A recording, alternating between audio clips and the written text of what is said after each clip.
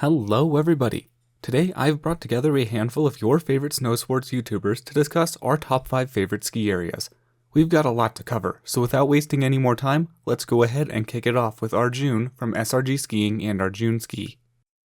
Hey everyone! In fifth place for me is Sunshine Village. I visited the Banff area during a particularly rough winter. The snow itself was pretty good, but the coverage was horrible. Both Delirium Dive and the Wild West were closed throughout my visit, which was definitely a bit disappointing. Despite these factors, I still had an absolute blast at Sunshine Village. The Standish Pod is one of my favorites out there, with its fast and technical laps. The Southside Chutes and Hell's Kitchen in Goat's Eye were the other two highlights, and of course, the terrain off Lookout Mountain is stunning. If Delirium Dive and the Wild West were accessible without requiring Avigear, this place could have ranked way higher. Coming in at number 4 is Aspen Mountain, or Ajax. I was as surprised as you are when I realized I liked Ajax over Aspen Highlands. This is attributed to a couple of reasons. For starters, Ajax just has some of the most fun tree terrain I've skied. Heroes and the Dumps are some of my absolute favorite zones. I also love just how lappable the terrain is in Heroes. You get some really steep and fun tree runs, serviced by a high-speed quad. Ajax's terrain also suits my style of skiing a bit more than Highlands. The terrain here is shorter, but still packs an incredible punch, which helps with lappability. Finally, having the town of Aspen in the background is just such a vibe. Even though it's located in Aspen, frickin' Colorado, the vibe of Ajax is super laid back and chill. Ajax isn't even close to the most extreme resort out there, but if I could use 2 words to describe it, it would be pure fun. In third place, I have Breckenridge. Sorry, Shangrai, I'm gonna have to betray you a bit with this ranking. I love Breckenridge, although this ranking is admittedly very biased, since I've only skied here midweek and have therefore never had to deal with severe crowds. What really stands out to me here is all the high alpine terrain. The Lake Chutes and Six Senses are some of my favorite zones at any ski resort, although I do find myself being absolutely wiped after 3 hikes. Beyond the hike to terrain, there's just such a phenomenal selection of high alpine bowls and groomers. The only downside with Breck is that pretty much everything below treeline is really mediocre in my opinion. Yeah, you get some cool spots like the stuff around E-Chair and 6 Chair, but the vast majority of terrain below the alpine is really boring. Still though, the stuff in the Alpine is so good that it almost completely makes up for this. My runner-up for now is Palisades Tahoe, formerly known as Squaw Valley. Note that this ranking is subject to change over the next few seasons, and that for this video, I'm not including Alpine Meadows since I haven't been back there in about 10 years. Palisades is a fantastic mountain and has some of the best terrain I've ever skied. I really appreciate when such incredible lines can be found immediately off the lift. What truly makes Palisades stand out to me is the sheer quantity and diversity of expert lines. No matter where you look, there's always an abundance of cliffs, chutes, and iconic runs. I'm absolutely in love with the rich history and wild culture of this place. There are only a few downsides that hold Palisades from my top spot. Crowds are always a big pain here, and outside of KT22, the vertical drop for individual lifts isn't the longest out there. Other than that, this mountain is amazing, and I can't wait to continue exploring it in the coming seasons. But easily finishing in first for me is Kirkwood. As someone who loves short bursts of demanding expert terrain, Kirkwood's really tough to beat. You get such easy access to some of the most insane terrain found anywhere. Every time I ski a day at Kirkwood, I always feel that I'm leaving as a better skier. But what really sets Kirkwood apart from all the others on this list is the special vibe. Because it's so frustrating to get to Kirkwood, everyone who shows up is truly passionate about skiing. Even though it's a Vail resort, it does not feel anything like one. To me, Kirkwood feels like a time capsule of a different era of skiing, and that's why it comes in at number 1. Thank you, Arjun, for those wonderful insights. You have now been fired after including Breckenridge. Joking, obviously. Now, let's move on to one of the most underrated resort review channels out there, Snowboard Traveler. Jeff, what have you got to add? Thanks for having me. Here are my top 5 favorite ski resorts. At number 5, Copper Mountain, Colorado. Copper is a perfect all-around ski resort and truly has it all. Long beginner runs, a wide variety of intermediate terrain, advanced glades, steep back bowls, and one of the best terrain parks in the country. The views of the Rocky Mountains are also hard to beat. The resort receives quality dry fluffy snow and has a long season, typically into May. One downside to Copper is that it can be crowded being so close to Denver. We still love going there though for the variety of terrain, mostly the back bowls, and for trying, but mostly failing to look cool in the terrain park. Number 4 is Red Mountain in Roslyn, British Columbia. It's the oldest ski resort in Western Canada, but with minimal lift lines, a laid-back atmosphere, and 3,850 acres of terrain, it rivals most major ski resorts. Red has runs for every level of rider with easy groomers, intermediate glades, steep leg burners, and chutes. We really enjoyed the tree skiing here and lucked out with powder days. One downside to Red is tough conditions if it hasn't snowed, given some of the south-facing slopes and lower elevation. The steeper north-facing slopes held the snow well though, and lack of crowds made it feel like a private resort. Number 3 is Telluride, Colorado. Nestled in a remote box canyon and surrounded by towering peaks of the San Juan Mountains, Telluride tops the charts as a destination for fine dining, stunning views, and adrenaline-pumping terrain. Telluride is a great all-around ski resort as there is ample terrain for all abilities. There are green runs top to bottom, long intermediate cruisers, high alpine bowls, and expert hike-to terrain. One downside is it's relatively expensive, but if we had the money, we could easily stay at Telluride a week exploring the mountain and eating all the food. Number 2 on our list is Aspen Highlands, Colorado. Although Aspen is the most expensive ski destination in the US, we consider it our home ski resort and always have fun at Highlands. There are no beginner runs on the trail map just to scare people away, but the front side has intermediate groomers top to bottom. The resort is known more for expert runs with steep glades and hike-to terrain. The pinnacle being Highland Bowl, a 30 to 45 minute trek above 12,000 feet to the very top. Catch the stunning views before diving into powder on the way down. Highlands is a party mountain with expert terrain few resorts offer. My favorite ski resort is Kicking Horse in Golden, British Columbia. The amount of insane terrain that the ski patrol can open here is staggering.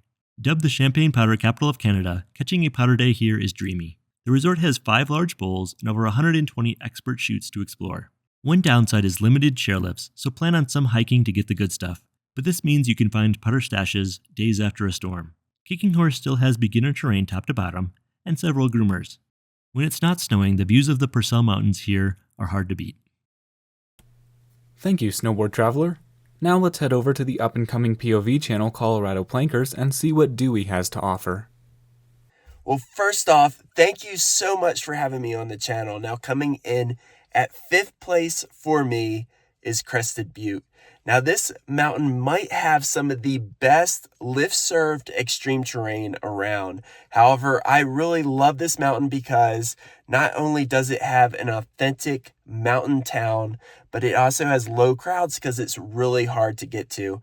Now, me and my buddy, we spent a week here. He loves bumps. I love steeps. We had an incredible time, and I can't wait to get back to Crested Butte. In fact, most of the resorts on my list are resorts that I think I could spend a whole season, 100 days at. So that's number 5. Let's get on to number 4. All right, coming in next on my list is a mountain that I really never fully appreciated until this year, and that is Winter Park. Winter Park has 7 territories, which offers something for everyone. In fact, I think you could definitely spend a full season there. Some of my favorite areas of this mountain include Mary Jane as well as Eagle Wind, and it's definitely a great resort, and it's one that I think should be on this list. All right, guys, coming in next is probably going to be the only non-Colorado resort on my list, and that would be Taos in New Mexico. It's close enough to Colorado that I think I can include it, but Taos is an absolute amazing mountain. It has some amazing steeps, some amazing terrain, and they've expanded their lift access that some of the stuff that I used to have to hike to, you can now actually just ride the lift up. That means more laps, more time on the mountain, improving your skills, getting better. But this mountain was awesome, and I really didn't know what to expect when I drove to Taos. You drive through the desert and you're just I was thinking, what the heck? There can't be a ski resort around here. But the last like 5 to 10 minutes of that drive, things changed and you just come upon an incredible mountain. And it was an absolute surreal experience. And I can't wait to get back to Taos. And if you're looking for recommendations, I hope they're still around. But I stayed at the Abominable Snow Mansion, and I thought that was an incredible stay. I really hope that's still around because I plan on staying there the next time I go to Taos. All right, guys, you're going to say I'm crazy for my number 2 pick, but I'm not. Number 2 for me is Keystone. Now, I am biased. I was a ski instructor there for a long time. I've probably skied Keystone over 300 days, and I'm still not bored of it. Keystone is an absolute special mountain. Now, Keystone has some of the best long, fast runs in the state of Colorado. But what a lot of people don't realize, Keystone has amazing trees, has inbound cliffs, and just has some of the best scenery that you can get. But what really makes Keystone special for me is all the secrets that are not on the trail map. But you could probably say that for most resorts. Now, I'm going to conclude with something that I always wish would have happened, and that was the combination of Keystone and A-Basin together, because what Keystone is lacking, A-Basin has, and what A-Basin is lacking, Keystone has. And I think if those two were able to combine, it would be the ultimate resort, not in Colorado, but in the entire United States.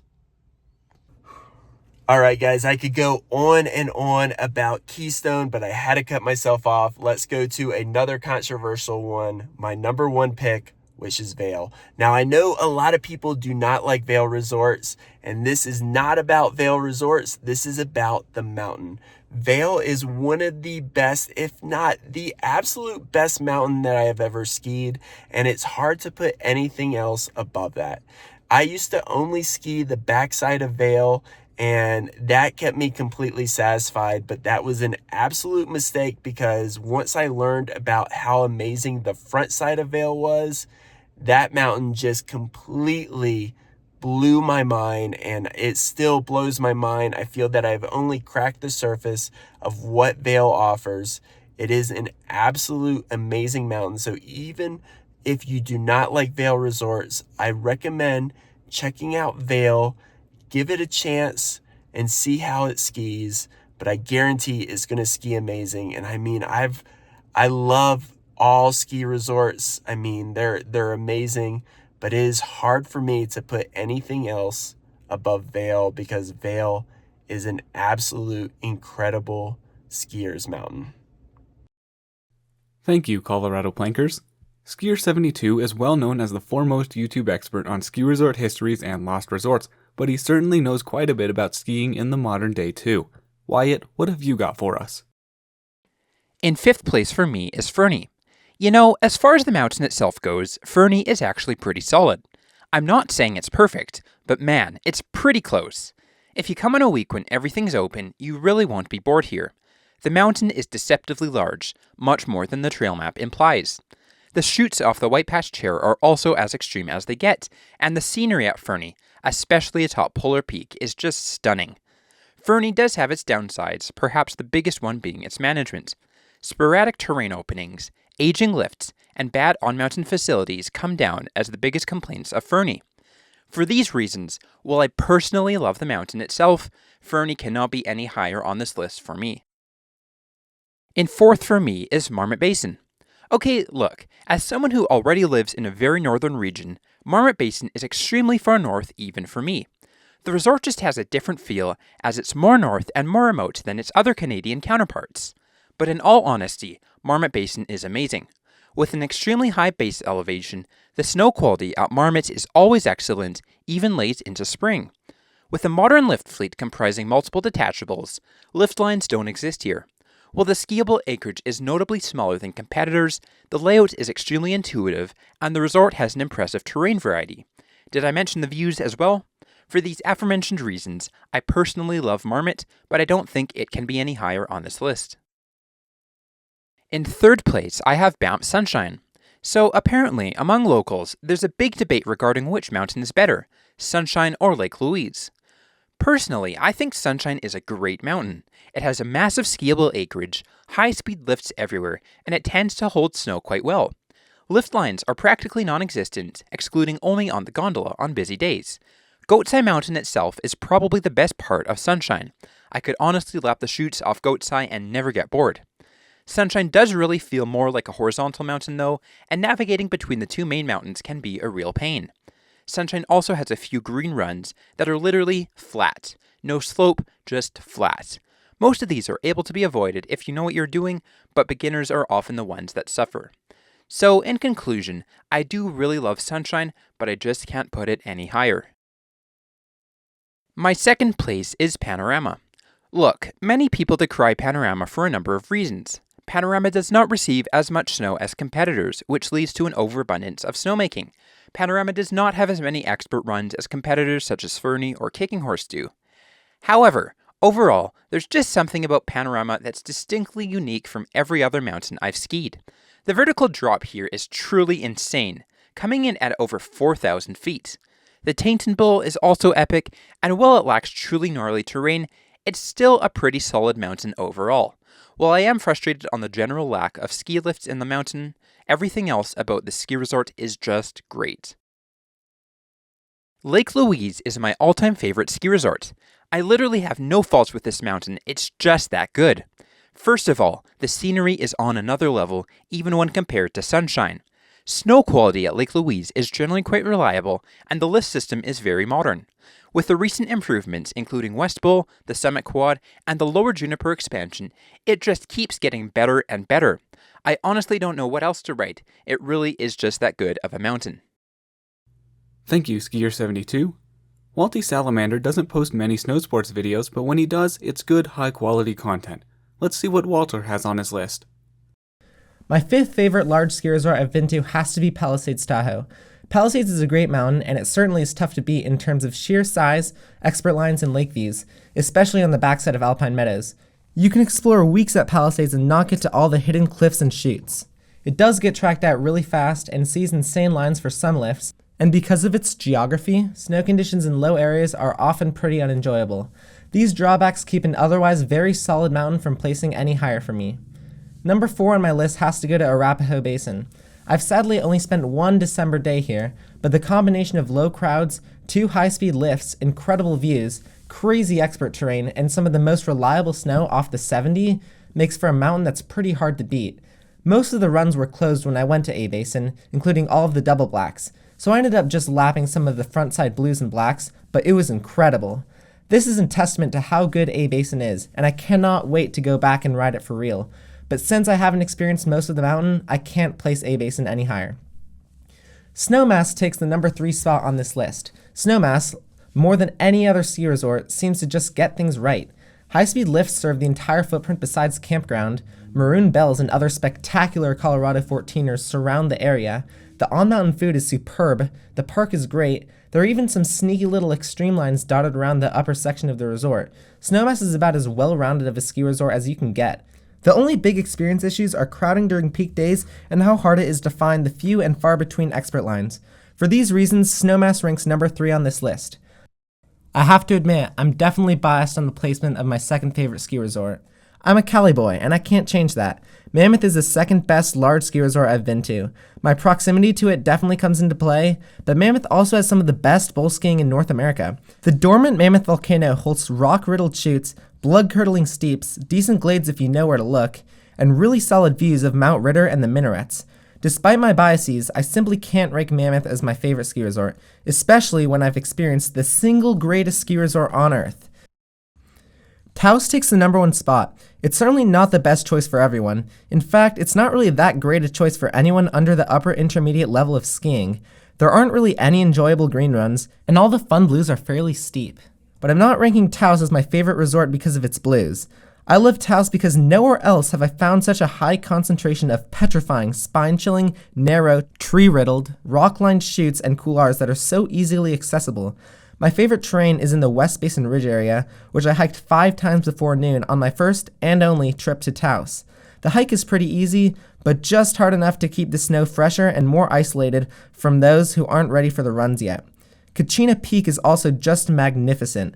I only got to ride the lift twice, but K2 and K5 are just the most enjoyable, sublime, long alpine chutes with straight lines and cliffs along the sides for those daring enough.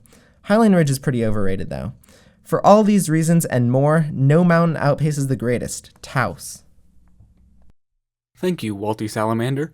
A huge thank you to everyone who participated in this video. Go give them all a sub using the links down below.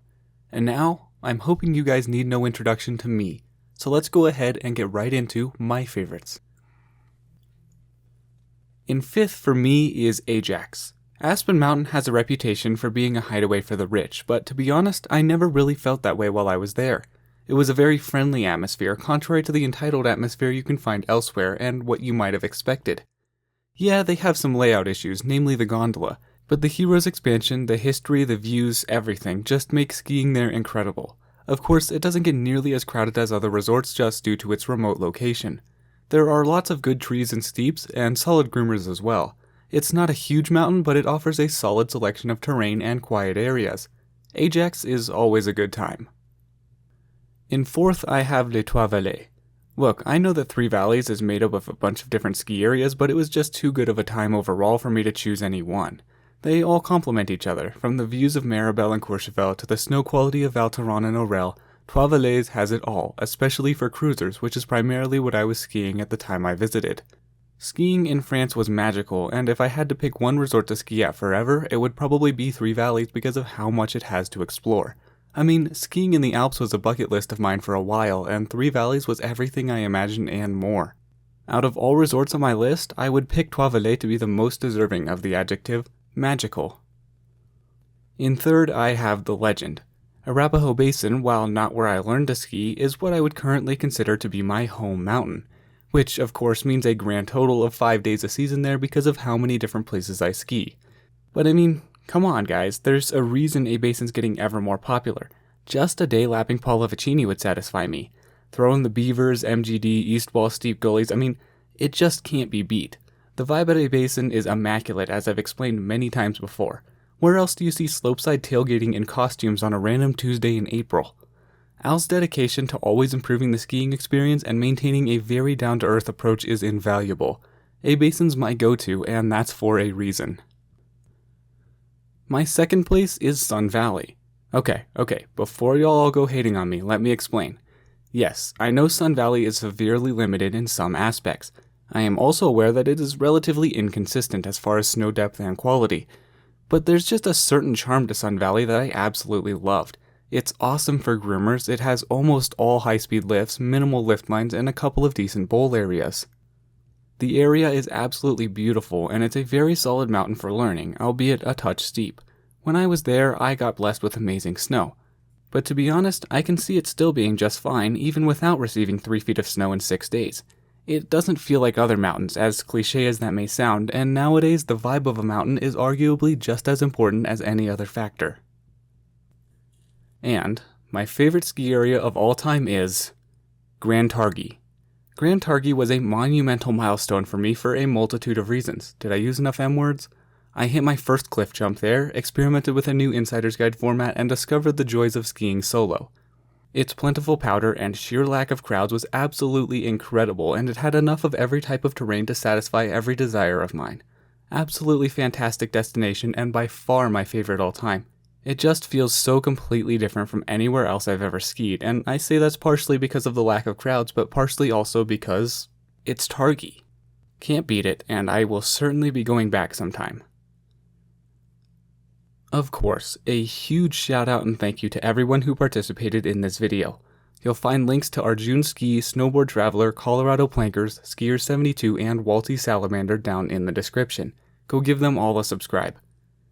If you like big collabs like these, please let me know down in the comments. And of course, please leave any questions down there as well. Thank you all for watching. All our love, we're out.